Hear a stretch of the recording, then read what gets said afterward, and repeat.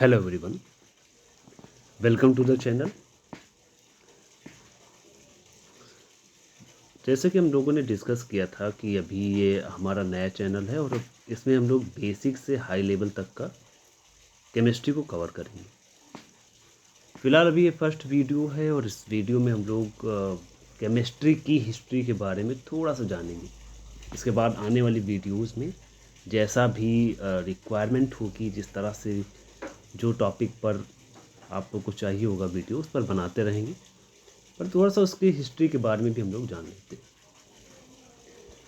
Chemistry generally एक scientific study होती है किसी भी सब्सटेंस के बारे में और एलिमेंट के बारे में, कंपाउंड के बारे में। वो बना कैसे है, ब्रेक कैसे होता है, क्या केमिकल रिएक्शंस होती हैं, क्या प्रॉपर्टीज होती हैं, क्या बिहेवियर होता है, सब कुछ को हम कलेक्टिवली एक तरह से क्या बोलते हैं, उसको केमिस्ट्री। केमिस्ट्री कोई एक कॉन्सेप्ट भले से नया हो, लेकिन इसका यूज सदियों से होता चला आ रहा है।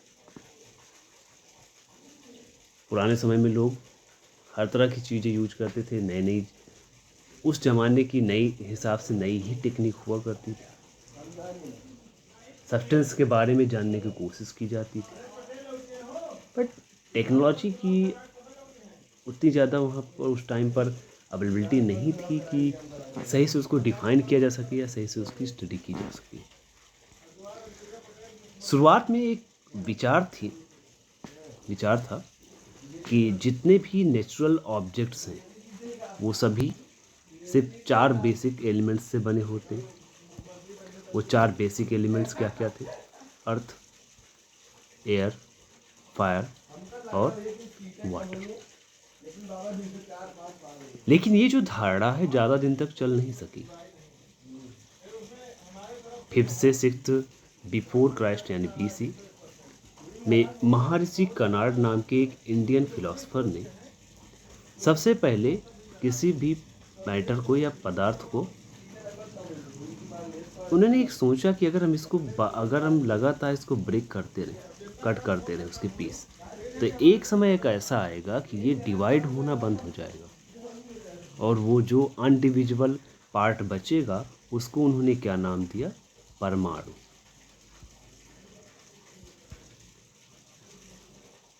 जनरली इनको real father of atomic theory भी कहा जाता है। हालांकि उस समय कोई ऐसा एक्सपेरिमेंटल प्रूफ तो नहीं था, ये सिर्फ एक हाइपोथेसिस थी और एक इतिहास बनकर रह गई।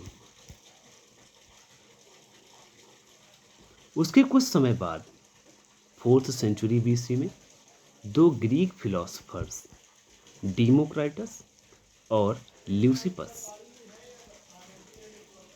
इन्होंने इसी अवधारणा को या इसी हाइपोथेसिस को आगे बढ़ाया और इन्होंने अपनी लैंग्वेज में या अपने वर्ड्स में इसको और सही से डिफाइन किया कि कोई भी सब्सटेंस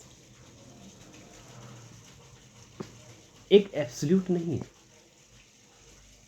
और ऐसा भी नहीं है कि हम उसको डिवाइड नहीं कर सकते। उनको स्मॉल पार्टिकल्स में डिवाइड कर सकते हैं और वो जो इंडिविजुअल पार्टिकल्स था उसको इन दोनों ने नाम क्या दिया? एटम्स। तो इनके हिसाब से एटम क्या है? एटम एक इंडिविजुअल पार्टिकल था इसलिए बोल रहे हैं क्योंकि अभी जो फंडामेंटल पार्टिकल्स की डिस्कवरी के बाद ये भी जो हाइपोथेसिस है वो थोड़ी सी गलत साबित होती है। तो उस टाइम पर एटम सब्सटेंस का सबसे छोटा पार्ट, इंडिविजुअल पार्ट, जो बाद में फिर वो डिवाइड ना हो सके। ये तो बस एक शुरुआत थी। इसी दौरान बहुत सारे और भी सिर्फ एक हाइपोथेसिस ही आती गई, कोई उसका एक्सपेरिमेंटल प्रूफ नहीं मिला। लेकिन कुछ समय बाद जब यूरोपियन थोड़े मॉडर्नाइज हो रहे थे और जितनी भी यहाँ पर पुरानी भी जो हाइपोथेसिस थी उन सबको वो प्रूव करने में लगे हुए थे। उस दौरान एक अल्केमिस्ट किनको बोलते हैं? अल्केमिस्ट जनरली समझते हैं इसको अल्केमी से। तो अल्केमी क्या होती है? एक केमिस्ट्री की ही एक फॉर्म होती है जो मिडिल एज में काफ़ी, जब उस टाइम पर बदलाव आ रहे थे, तो उस टाइम पर एक केमिस्ट्री की ही एक फॉर्म हुआ करती थी, अल्केमी। और जो अल्केमिस्ट थे, इनका मेजर गोल क्या हुआ करता था कि किसी भी मेटल को दूसरे मेटल में चेंज करना by the process of transmutation. अब ये किसी एक थ्योरी पर तो बेसिस नहीं था, और उस टाइम पर जितने भी अल्केमिस्ट थे कुछ अच्छा भी कर रहे थे, कुछ फ्रॉड्स भी थे।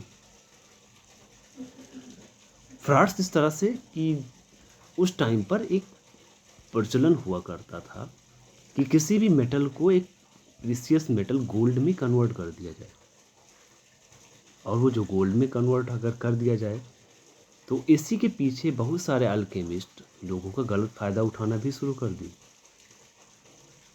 वो लोग किसी को भी बेवकूफ़ बनाकर, एक तरह से फ्रॉड करके, बहुत सारा धन इकट्ठा करके वहाँ से भाग जाया करते थे। तो दो एक इसके हिसाब से अल्केमिस्ट दो पार्ट में बचे हुए थे। एक जो फ्रॉड करते जा रहे थे और कुछ अच्छा भी करते जा रहे थे। बहुत सारे अल्केमिस्ट ने डिफरेंट थ्योरीज को या हाइपोथेसिस को ध्यान में रखते हुए बहुत सारे स्ट्रॉन्ग एसिड्स बनाए, और साथ साथ में एक क्विक सिल्वर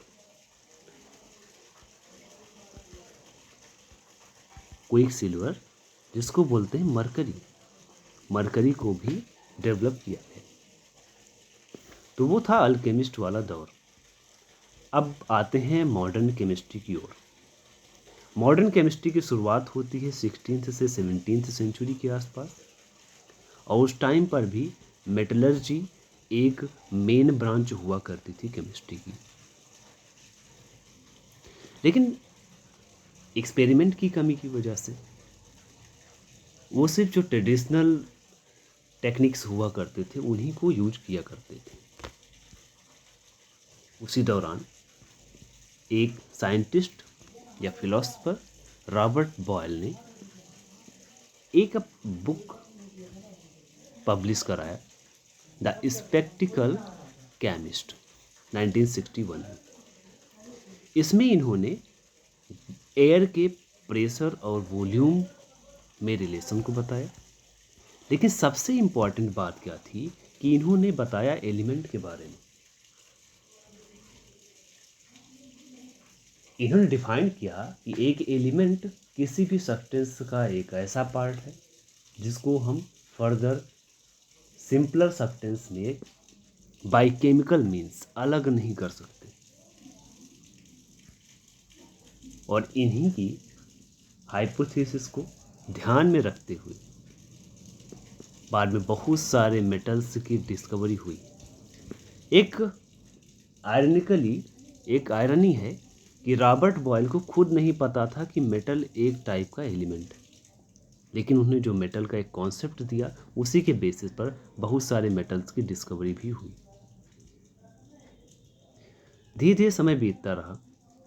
इसके बाद में एक और साइंटिस्ट हुए, जोसेफ प्राइस्टली, एक इंग्लिश क्लर्जीमैन थे। 18th सेंचुरी में इन्होंने ऑक्सीजन गैस की डिस्कवरी की, और इन्होंने ये बताया कि बहुत सारे कार्बनिक कंपाउंड्स ऐसे होते हैं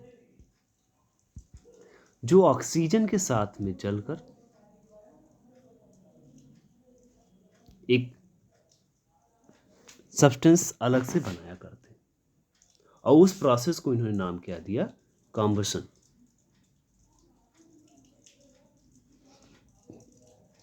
इसके बाद से तो मानो केमिस्ट्री के फील्ड में नई नई डिस्कवरीज आना या नए नए थ्योरीज आना शुरू हो गए।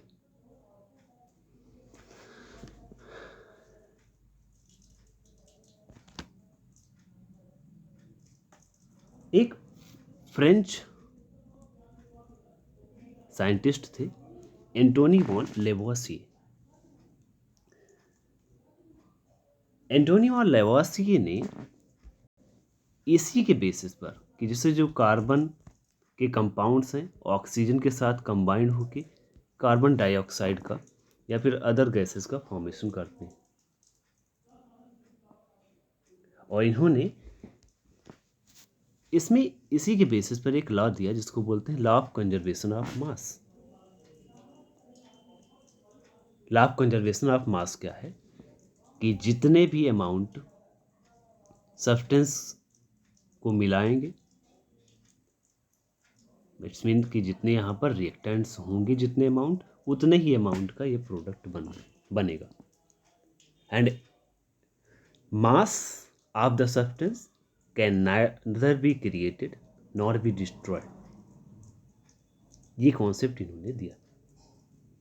लेकिन अनफॉर्चुनेटली उस टाइम पर फ्रेंच रिवॉल्यूशन भी चल रहा था, लेट 18th सेंचुरी के टाइम पर, और उस दौरान क्या हुआ कि एंटोनी वॉन लेवोसिए एक क्राउन के इन्वेस्टमेंट कंपनी में इन्होंने इन्वेस्ट कर दिया था, और उस टाइम पर रॉयल टैक्स को लोग एक्सेप्ट नहीं करते थे। तो इनको 51 की एज में गिलोटिन पर, गिलोटिन क्या होता है कि एक तरह का ये बना होता है, ऊपर से एक बंधा होता है काटने वाला, और गर्दन यहाँ पे मतलब कि फंसा देते हैं और इसको छोड़ते हैं तो ऊपर आके ये कट जाते हैं, वो गिलोटिन होता है। तो उससे इनको एग्जीक्यूट कर दिया गया था। लेकिन आगे और भी साइंटिस्ट या और भी फिलोसोफर आते गए, उन्होंने नई नई थ्योरीज को हाइपोथेसिस किया, और धीरे धीरे हम मॉडर्नाइजेशन की तरफ बढ़ रहे थे। उसके बाद आते हैं जॉन डाल्टन। जॉन डाल्टन ने 1803 में लॉ ऑफ डेफिनेट प्रोपोर्शन दिया। इसमें उन्होंने ये सजेस्ट किया कि जितने भी सब्सटेंसेस हैं वो अगर न्यू सब्सटेंस केमिकली बना रहे हैं तो वो हर जगह पे एक डेफिनेट प्रोपोर्शन में रहेंगे। वो डेफिनेट प्रोपोर्शन बाय मास भी हो सकता है, definite proportion bye ratio of elements भी हो सकता है। फिर उसके बाद में इन्होंने एटॉमिक थ्योरी ऑफ मैटर भी दिया, और इसमें इन्होंने 4 फंडामेंटल हाइपोथेसिस बताए। पहला बताया कि जितने भी मैटर हैं एक छोटे छोटे इंडिविजुअल पार्टिकल्स से कई सारे बने होते हैं, जिनको क्या बोलते हैं, एटम्स। और जितने भी एटम हैं एक एलिमेंट के, वो आइडेंटिकल हैं मास और केमिकल प्रॉपर्टी में, लेकिन जो डिफरेंट एलिमेंट्स हैं, डिफरेंट एटम्स के एलिमेंट्स हैं, वो उनके मास और फंडामेंटल केमिकल प्रॉपर्टीज अलग अलग होते हैं। थर्ड, इन्होंने बताया कि केमिकल कंपाउंड एक ऐसा सब्सटेंस है जो हमेशा जिसमें एटम एक सेम रेशियो में होते हैं। फोर्थ, केमिकल रिएक्शन में एटम एक या कई सारे कंपाउंड या एलिमेंट में रीअरेंज होता रहता है, और उसके हिसाब से वो एक नया कंपाउंड बनाता रहता है। लेकिन ये पूरी तरह से, अब इससे क्या हुआ कि ये जो लास्ट हाइपोथेसिस है कि इन chemical reaction atoms form one और मोर कंपाउंड्स और elements redistribute to rearrange in chemical relations to other atoms to form one or more new compounds. अब इनकी इस लास्ट जो हाइपोथेसिस थी, इसके बेसिस पर तो गोल्ड, किसी भी सब्सटेंस को गोल्ड में कन्वर्ट किया ही नहीं जा सकता। तो जो उस टाइम पर इतने सारे फ्रॉड हो रहे थे वो सारे धीरे धीरे बंद होते गए। और एटॉमिक थ्योरी ऑफ मैटर जो डाल्टन ने दिया था, कुछ इसमें से करेक्शन करके एक मॉडिफाइड एटॉमिक थ्योरी भी आगे बनाएंगे। इसके बाद अब एक दौर चल गया जब केमिस्ट की कई सारे केमिस्ट आते गए और केमिस्ट्री में डेवलपमेंट होता गया। अब एक्सपेरिमेंटली भी हर चीज़ें प्रूव होने लगी। इसके बाद जोसेफ गै-लुसाक ने इन्होंने बताया कि gases combine in specific volume ratio, मतलब कि अगर गैसेस को मिक्स किया जाए तो एक स्पेसिफिक वॉल्यूम में कंबाइन होंगी। इसके बाद में एवोगैड्रो ने अपना एक हाइपोथेसिस दिया कि equal volumes of gases contain equal number of particles. मतलब अगर दो गैसेस हैं, इनके अगर वॉल्यूम्स सेम हैं तो इनमें नंबर ऑफ पार्टिकल्स भी सेम होंगे। तो ये तो एक ब्रीफ में हिस्ट्री थी केमिस्ट्री की। केमिस्ट्री 19th सेंचुरी के बाद अच्छे से फ्लोरिश होना शुरू हुई, नई नई टेक्निक्स आती गई। अब तो इस समय पर एक दिन में हजारों जर्नल्स छपते हैं, नई नई डिस्कवरीज होती हैं, नए नए पार्टिकल्स डिस्कवर हो रहे हैं। केमिस्ट्री की फील्ड में हम लोग बहुत आगे बढ़ते हैं।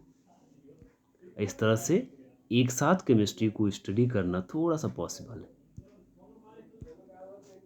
तो हम लोग केमिस्ट्री को जनरली 3 पार्ट्स में पढ़ते हैं।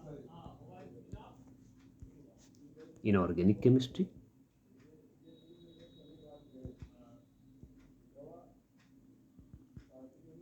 ऑर्गेनिक केमिस्ट्री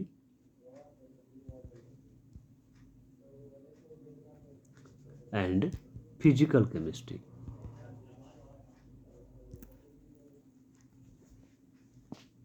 क्योंकि केमिस्ट्री अब इतनी ब्रॉड हो गई है, इतनी सारी थ्योरीज, इतने सारे एक्सपेरिमेंटल प्रूव्ड थ्योरीज, इतनी सारी टेक्निक कि अलग अलग तरह के सब्सटेंसेस को या अलग अलग कॉन्सेप्ट्स को हम अलग अलग पढ़ते हैं। तो इनऑर्गेनिक में जनरली जितने भी एलिमेंट्स और जितने भी सब्सटेंसेस हैं उनको कवर किया जाता है। ऑर्गेनिक केमिस्ट्री अलग से एक ब्रांच बन गई है, वो जितने भी ऑर्गेनिक कंपाउंड्स होते हैं। और फिजिकल केमिस्ट्री ये जनरली जो फिजिकल प्रॉपर्टीज़ होती हैं सब्सटेंसेस की, उनको डिफाइन करने के लिए, उनको स्टडी करने के लिए बनाया गया है। तो ये था हमारा ब्रीफ में हिस्ट्री केमिस्ट्री की। आई होप आप लोगों को पसंद आया होगा। और इनऑर्गेनिक, ऑर्गेनिक या फिजिकल किसी में से भी अब हम लोग धीरे धीरे इस लेवल को बढ़ाएंगे कि बेसिक से चीज़ें समझ में आती रहें। तो मे बी कि मैं खुद कोई टॉपिक उठा के इसमें न्यू वीडियो बनाऊंगा, या फिर अगर आप लोगों को कोई वीडियो किसी भी टॉपिक पर चाहिए तो उस पर सजेस्ट भी कर सकते हैं कमेंट बॉक्स में, जिसके बेसिस पर भी हम बना देंगे। ओके, तो ये था एंड वीडियो का। आई होप अच्छा लगा होगा। चैनल्स को सब्सक्राइब भी करते रहिए। इसको पूरा मैटर पूरा कलेक्ट करने में, बनाने में काफ़ी टाइम लगता है। ये मान चलो कि अभी ये जो वीडियो बना है इसको पहले प्रॉपरली वैसे तो कई सारी चीज़ें छूट भी गई हैं,